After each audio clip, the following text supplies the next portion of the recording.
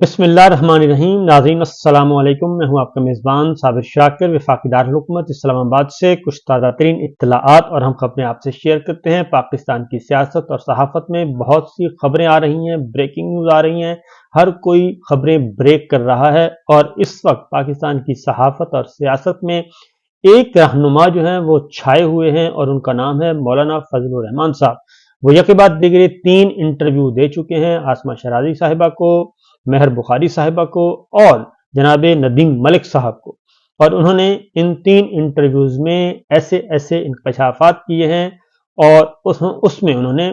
मौजूदा फौजी क़यादत को भी और साबिका फौजी क़यादत को दोनों को कटहरे में लाकर खड़ा कर दिया है। और उनके जो इंकशाफात हैं वो बहुत ही इम्पोर्टेंट और बहुत ही अहम नौइयत के हैं। मौलाना फजलुर रहमान साहब ने सबसे पहले जनरल बाजवा और जनरल फैज़ के बारे में जो कुछ बयान किया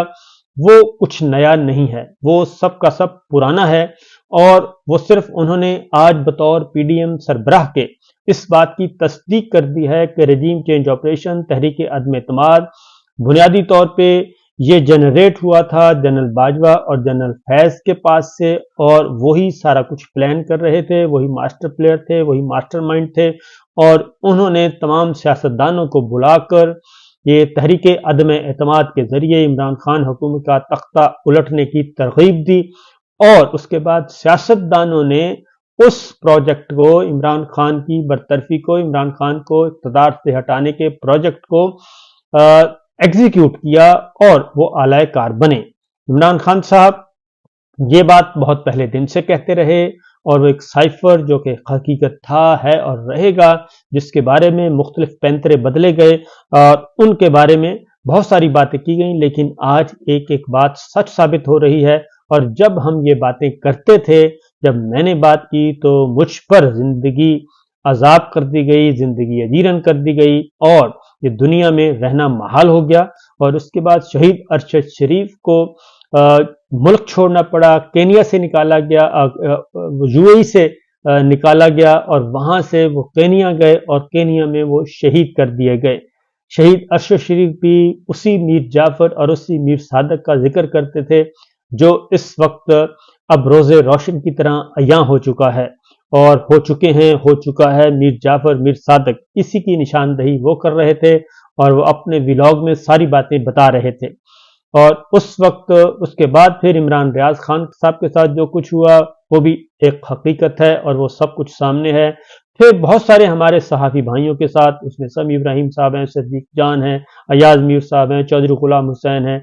शाहिद असलम है, किस किस का नाम लिया जाए, खालिद जमील साहब हैं और बेशुमार जो जर्नलिस्ट हैं वो सब के सब जेरे अताब आए और अभी तक हैं और वो ऑफ फेयर हैं। वो पाकिस्तान में किसी टीवी चैनल पे नौकरी नहीं कर सकते, उनको जॉब नहीं मिल सकती क्योंकि हुक्म हाकिम है कि इन सब को हमने निशाने इबरत बनाना है। अल्लाह का शुक्र है वो निशाने इबरत नहीं बने और इसी तरीके से मैं भी अल्लाह का शुक्र है बाकायदे हयात हूँ और अपना काम कर रहा हूँ और अपनी हक और सच की आवाज़ पहुंचा रहा हूं आप तक, पाकिस्तानियों तक, दुनिया भर में सुना जा रहा है, हम सबको सुना जा रहा है। इसी तरीके से बेशुमार जर्नलिस्ट हैं जो मेरे जहन में अगर कोई नाम रह जाए वो उसके लिए मैं एडवांस माजरत हूँ। अनम शेख हैं, उनको जेल में जाना पड़ा, खवातीन जर्नलिस्ट को बहुत सारे मसाइब का सामना करना पड़ा। ये सब के सब मिसालें हमारे सामने हैं और कोई भी उसमें ढका छुपा नहीं है और सबको अपनी अपनी नौकरियां भी और अपनी अपनी जो है इज्जतें भी कुर्बान करना पड़ी और वो बहुत कुछ बेतौकीर उनको किया गया। सिर्फ उन्हीं को नहीं बल्कि पाकिस्तान तहरीक इंसाफ के बहुत सारे रहनुमाओं को, बहुत सारे कारकुनों को भी बेतौकीर किया गया और उसमें सियासी कैदी, सियासी रहनुमा जो अब तक हैं वो सब के सब इसमें शामिल हैं क्योंकि regime change operation, general Bajwa, general Faiz और उसमें जो जो भी मुलव्वस थे वो सारे के सारे इसकी अपना किरदार अदा कर रहे थे। मौलाना फजलुर रहमान साहब ने दोबारा से उस बात की कर दी है तस्दीक। उन्होंने 2 बातें की हैं, कल का इंटरव्यू चल रहा है लेकिन एक चीज हाईलाइट नहीं हुई, एक चीज हाईलाइट हो रही है और वो ये है कि पाकिस्तान तहरीक इंसाफ को भी और हमारे दोस्तों को भी इन बात का ख्याल रखना चाहिए कि कल जो नदीम मलिक साहब का इंटरव्यू है वो उसमें कोई नई बात नहीं है, उसमें उन्होंने सारी पुरानी बातें की हैं और उन्होंने कह दिया है, खुलेआम कह दिया है कि तहरीक अदम एतमाद के लिए जनरल बाजवा और जनरल फैज़ یہ سب کچھ، اور یہ بات تو مسلم لیگ نواز خود تصدیق کر چکی ہے۔ مسلم لیگ نواز کے رہنما جاوید لطیف صاحب ہیں، خواجہ آصف صاحب ہیں، اور خرم دستگیر صاحب ہیں، اور بے شمار لوگ ہیں جو اس بات کی تصدیق کر چکے ہیں کہ ہمیں جنرل باجوہ نے بلا کے کہا تھا۔ شہباز شریف اس میں شامل ہیں، اس لیے یہ کوئی نئی بات نہیں ہے۔ جو نئی بات تھی وہ اس سے پہلے عاصمہ شیرازی صاحبہ کے گفتگو کا ساتھ ان کی، مہر بخاری صاحب کے ساتھ گفتگو کی، اس میں انہوں نے کہا کہ یہ جو مینڈیٹ ہے، موجودہ مینڈیٹ، یہ چوری کیا گیا ہے، یہ ڈاکہ ڈالا گیا ہے، یہ الیکشن دھاندلی کروائی گئی ہے۔ اصل خبر یہ ہے، کیونکہ اس سے توجہ ہٹانے کے لیے کل کا ایک انٹرویو ندیم ملک صاحب قابل احترام ہے، ان کے انٹرویو کو بہت زیادہ ہائی لائٹ کیا جا رہا ہے۔ اصل ہے توجہ ہٹانے کے لیے کہ جنرل باجوہ اور جنرل فیض کی طرف چلا جائے۔ جنرل باجوہ اور جنرل فیض نے جو کچھ کیا وہ ہمارے علم میں ہے، ہم سب کے علم میں ہے، پوری پاکستانی قوم جانتی ہے، عدلیہ جانتی ہے، سب جانتے ہیں، اور افواج پاکستان بھی جانتی ہے جو کچھ جنرل باجوہ اور جنرل فیض کر کے گئے ہیں۔ لیکن جنرل باجوہ اور جنرل فیض کا جو ہے کرائم وہ ہے اپریل 2022 میں ہوا تھا، ٹھیک ہے، وہ ہے 9 اور 10 اپریل کی درمیانی شب، اور اس سے پہلے وہ اس وقت کا وقوع پذیر ہوا تھا، وہ نوٹ ہے، محفوظ ہے۔ لیکن اس وقت جو سب سے بڑا ڈاکہ ڈالا گیا ہے وہ عوام کے مینڈیٹ پہ ڈالا ہے، عوامی مینڈیٹ چوری کیا گیا ہے، الیکشن چوری کیا گیا ہے، جو کہ ایک قوم کی امانت ہے اور ایک بہت بڑا سنگین جرم ہے پاکستان کے عوام کا الیکشن چوری کرنا۔ اور یہ الیکشن چوری کرنے والے موجود ہیں، یہ سابق نہیں ہوئے بلکہ موجود ہیں، اور جس کے حکم پر ہو رہا ہے وہ بھی موجود ہیں۔ تو لہٰذا جو اصل مسئلہ ہے اس طرف توجہ رہنی چاہیے، کیونکہ ان کا بھی جب مناسب وقت آئے گا، جب کوئی حکومت تگڑی آئے گی تو وہ بھی قانون کے کٹہرے میں آ جائیں گے۔ اصل معاملہ یہ ہے کہ اس وقت جو وہ تو ہو گیا، تحریک عدم اعتماد ہو گئی، سب کچھ ہو گیا، لیکن اس وقت جو کچھ کیا جا رہا ہے اصل معاملہ ہے یہ، اس پر توجہ دینی چاہیے، کیونکہ اس وقت ہو کیا رہا ہے۔ اس وقت میں آپ کو کچھ خبریں آپ کو بتا دیتا ہوں کہ کیا ہو رہا ہے۔ امریکہ کی طرف سے، دنیا بھر کی طرف سے پاکستان میں جو انتخابات چوری ہوئے ہیں وہ تحقیقات کا مطالبہ کر رہے ہیں۔ اقوام متحدہ سمیت تمام ممالک تحقیقات کا مطالبہ کر رہے ہیں اور اس چوری کو تسلیم کرنے کے لیے تیار نہیں ہیں۔ عالمی ذرائع ابلاغ ہوں، عالمی ادارے ہوں، عالمی تنظیمیں ہوں، اور یا پھر ممالک ہوں، وہ سب کے سب ایک ہی بات کر رہے ہیں، سوائے 2-4 ملکوں کے جن کے مفادات مستقبل میں اس کٹ پتلی حکومت کے ساتھ جڑے ہوئے ہیں، کیونکہ انہوں نے بہت بڑے بڑے ٹھیکے لینے ہیں اور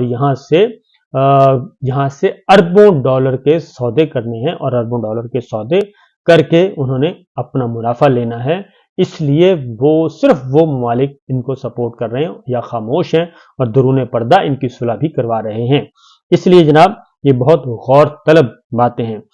دفتر خارجہ نے امریکہ کی جانب سے انتخابی نتائج کی تحقیقات کا مطالبہ مسترد کر دیا ہے، کیونکہ اب یہ سوال آ رہا ہے اور یہ سوال اٹھ رہا ہے کہ یہ جو حکمران ہیں یہ کس منہ سے، کس شکل سے اور کس کردار کے ساتھ اور کس مینڈیٹ کے ساتھ پاکستان کے عوام کی نمائندگی کریں گے، پاکستان کی نمائندگی کریں گے دنیا بھر میں۔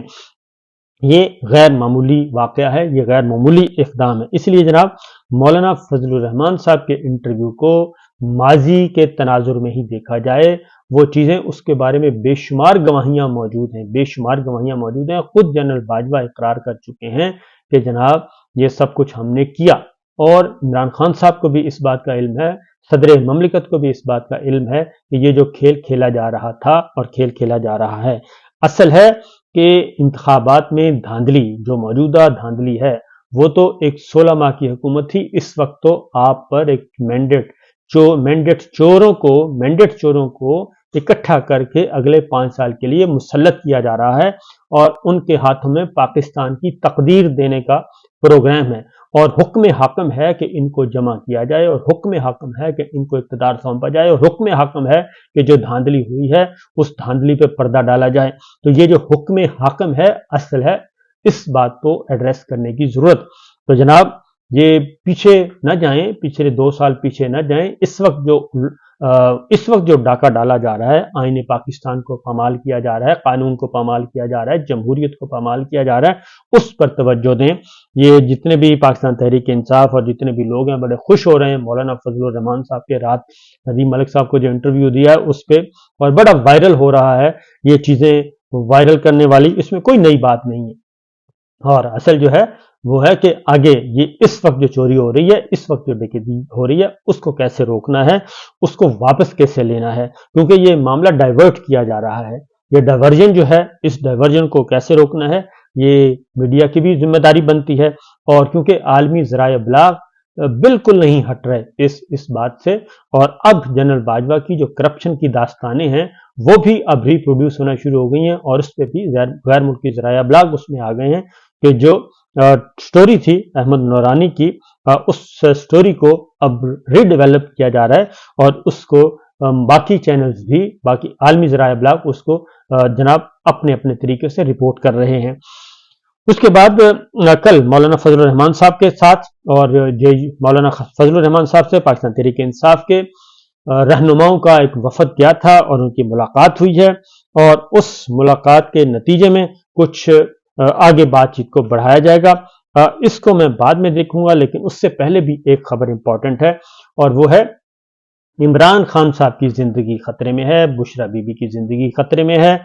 उन जिंदगियों को कैसे महफूज करना है, क्योंकि पाकिस्तान के करोड़ों आवाम इस वक्त इमरान खान साहब के साथ जुड़ चुके हैं, पाकिस्तान तहरीक इंसाफ के साथ जुड़ चुके हैं। असल मामला है वो सबसे इंपॉर्टेंट मसला, इलेक्शन चोरी को वापस लेना, इलेक्शन डकैती को वापस लेना, मैंडेट वापस लेना, और मैंडेट चोरों को हुक्मरान मुसल्लत होने से रोकना है। और ये मैंडेट चोर आलमी तौर पे इनको खिताब मिल चुका है, आलमी सतह पे इनको खिताब मिल चुका है कि ये मैंडेट चोर हैं जो कि आ रहे हैं। अब आते हैं इमरान खान साहब के हवाले से एक खबर और एक बुशरा बीबी के हवाले से खबर, बहुत ही इंपॉर्टेंट है। और नंबर 1 ये कि बुशरा बीबी की ही अपनी बहन जो है वो मरियम भट्टो, वो क्या कह रही हैं, उन्होंने लंदन से गुफ्तगू की है। उन्होंने कहा है कि साबिक खातून अव्वल बुशरा बीबी की बहन, उन्होंने कहा है कि जी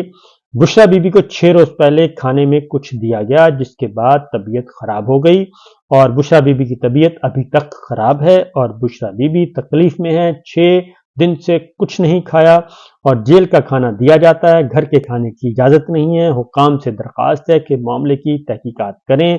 और बुशरा बीबी इमरान खान के खिलाफ कभी नहीं जाएंगी। और बुशरा बीबी की जुबानी पीटीआई से पहली मुलाकात इमरान खान साहब से मैंने करवाई थी, जब मुलाकात करवाई थी तो सोचा नहीं था कि वो शादी भी करेंगे। ये मरियम भट्टो जो हैं बुशरा बीबी की बहन,